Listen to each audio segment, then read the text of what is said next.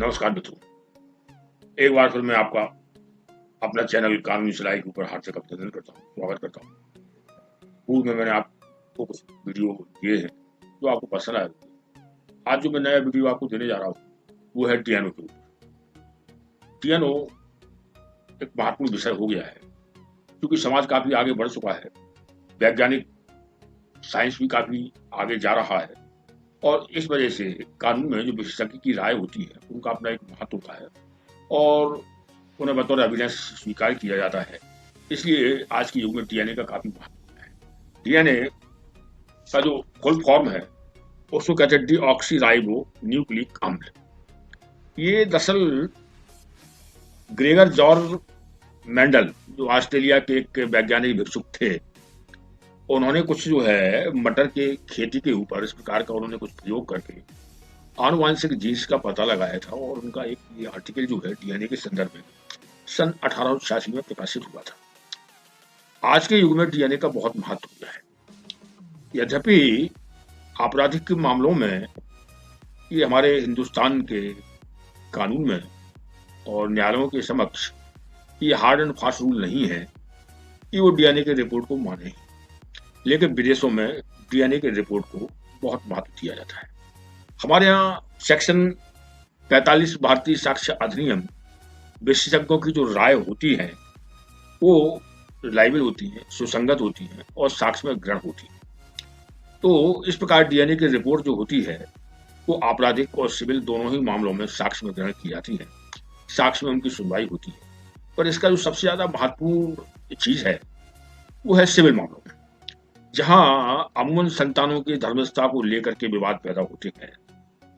तब डीएनए की स्थिति पैदा होती है और उस समय माता पिता किसी एक व्यक्ति के ब्लड को लेकर के डीएनए किया जाता है, टेस्ट किया जाता है, देखा जाता है कि ये जो संतान है ये फला की है या नहीं है।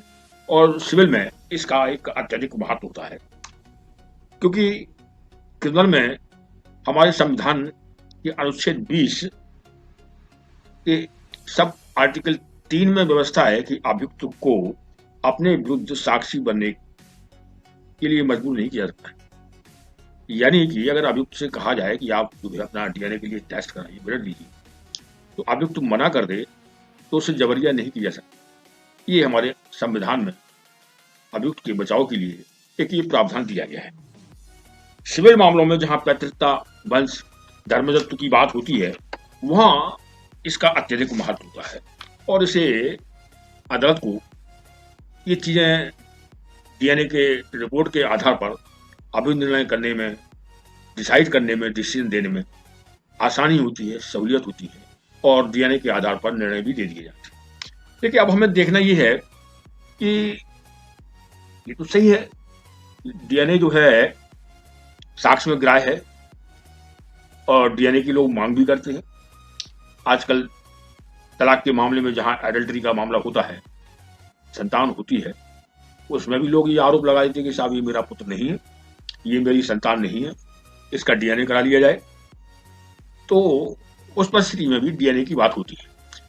अब डीएनए हो सकता है या नहीं हो सकता है, पत्नी को विवश किया जा सकता है या नहीं किया जा सकता है, ये कंफ्यूज्ड प्रश्न है और इस पर कई प्रकार की सोच है। न्यायालय के निर्णय भी कुछ भिन्न हैं, लेकिन एक जो महत्वपूर्ण निर्णय है उस पर उसे पढ़ना चाहिए लोगों को और उस पर गौर करना चाहिए। और वो जजमेंट जो है Gautam Kundu versus Paschim Bangal state of West Bengal, Supreme Court का 1993 में 1993 में सर्वोच्च न्यायालय ने गौतम कंडू मामले में जो होल्ड किया था, जो डायरेक्शन दिया था, वो आज भी एप्लीकेबल है। और उसमें उन्होंने ये दिया था कि भारत की अदालतें ब्लड टेस्ट को as a matter of course आदेश नहीं कर सकती। As a matter of course blood test के लिए आदेश नहीं कर सकती। ब्लड टेस्ट की जो प्रेयर की जाती है उसे स्वीकार नहीं की जानी चाहिए। जब तक मजबूत प्राइमा फेसी मैटर ना हो, प्रथम दृष्टया मजबूत मामला ना हो, तब तक सुप्रीम कोर्ट का ये कहना है कि ब्लड टेस्ट की मांग जो की जाती है, डीएनए की जो मांग की जाती है, उसे स्वीकार नहीं किया जाना चाहिए। क्योंकि इसमें कई परिस्थितियां पैदा हो जाती हैं। कोर्ट ने यह भी कहा है कि जब इस प्रकार की कोई मांग सामने आती है, डीएनए की बात की जाती है, तो इसकी परिस्थिति क्या बैठेगी। अगर डीएनए किसी बच्चे के विरुद्ध आ जाता है तो क्या परिस्थिति पैदा हो सकती है, उसका सोशल लाइफ कैसा होगा, उस चाइल्ड का, उसकी बच्चे की क्या गलती, उसकी तो कोई गलती है नहीं। तो क्या वो समाज में बास्टर्ड बॉय कहा जाएगा, उसकी माँ को अनचेस्ट वोमेन कहा जाएगा। इन परिस्थितियों के ऊपर भी डीएनए का टेस्ट का ऑर्डर करने से पहले अदालत को गौर कर लेना चाहिए। इसके साथ ये भी कहा कि कोई भी व्यक्ति सैंपल लेने के लिए किसी भी व्यक्ति को मजबूर नहीं कर सकता है। अदालत, पक्का लो है कि अदालत मजबूर नहीं कर सकता है किसी व्यक्ति को सैंपल लेने के लिए। उसकी वजह है धारा 112 एविडेंस एक्ट में प्रावधान दिया हुआ है, जिसमें प्रिजम्पशन है कि अगर विवाह वैधपूर्ण है तो उसकी जो संतान है उसे ये प्रिजम्प किया जाना चाहिए, माना जाना चाहिए कि ये उनकी ही संतान है। एक साथ पति पत्नी के तौर पर रहे हैं तब भी ये माना जाना चाहिए कि ये उनकी संतान है।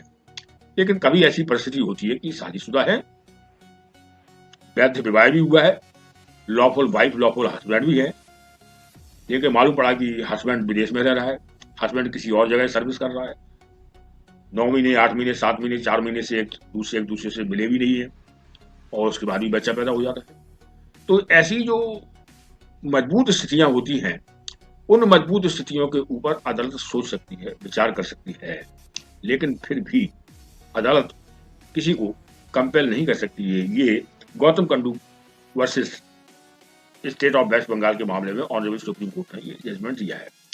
तो डीएनए की जो पोजीशन है उस पर भी लोगों को विचार करना चाहिए। डीएनए का जो उपयोग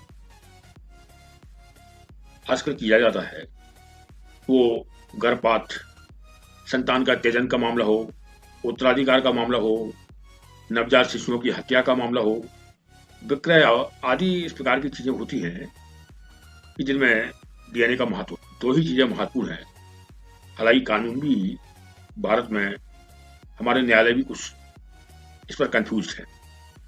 न्यायालय कंफ्यूज है ये तो नहीं कहेंगे हम, जजमेंट जो है, जो आए हुए हैं, जो अब तक जजमेंट आए हैं, उनमें भी कुछ कंफ्यूजन है, कुछ विसंगतियां हैं। जहां गौतम कुंडू के मामले में कहा गया है किसी को बेबस नहीं किया जा सकता है, तो ऐसा भी जजमेंट आया है कि सैंपल के लिए आदेश दिया जा सकता है। इस प्रकार का भी जजमेंट आया है कि यदि सैंपल लेने से, ब्लड देने से मना किया जाता है तो उसके खिलाफ सोचा जा सकता है, अदालत अपना मन बना सकती है। तो इस प्रकार की जो चीजें हैं वो डीएनए के संदर्भ में जो लॉ है भारत में, वो केस टू केस डिपेंड करते हैं। लेकिन इतना सत्य है, इतना सही है कि डीएनए एक महत्वपूर्ण साक्ष्य होता है, और डीएनए के साक्ष्य के आधार पर बहुत से विवाद निपट जाते हैं। आशा करता हूं कि डीएनए पर आपको जो साधारण सी भाषा में हमने बताया है, आपके सामान्य ज्ञान के लिए कुछ आपको जानकारी इसमें मिली होगी और ये आपको पसंद आएगा। यदि आपको हमारा वीडियो पसंद आए तो आप कृपया हमारे वीडियो को सब्सक्राइब करिए, लाइक करिए, शेयर करिएगा। नमस्कार, धन्यवाद।